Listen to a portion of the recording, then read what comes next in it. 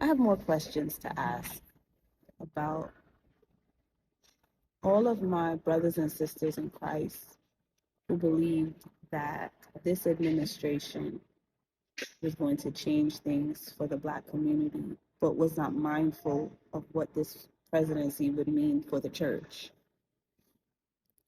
Do you honestly believe, or did you believe, that an administration that was in bold support of abortion up until 9 months, of children being able to change their gender, did you honestly believe that a president that stood for those things, that said that the so-called war on transgenders was the biggest civil rights issue of our time, would do our community well? Or did none of those things matter to you because you valued your race more than your faith?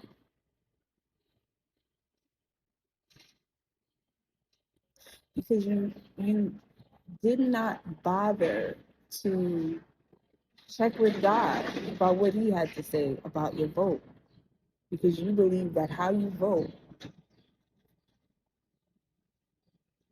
and your faith are two different things. You believe that Christianity has no jurisdiction over politics, that politics is just politics and Christianity is just Christianity.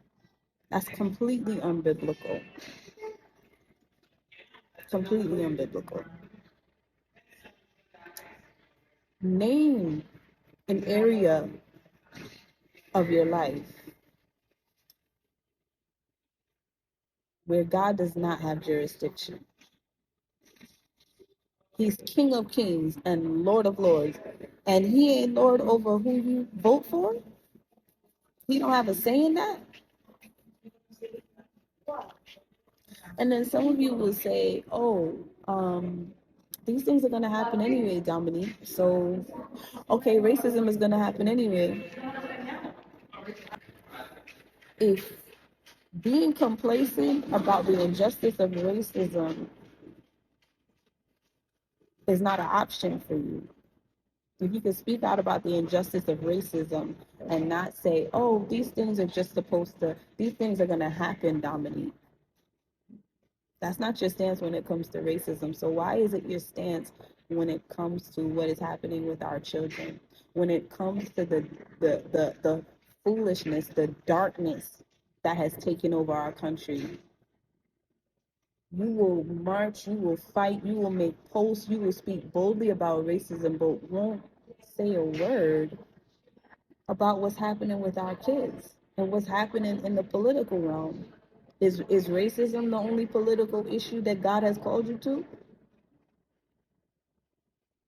If you're not called to politics, then how comes you're called to only the political issue of racism? Make it make sense.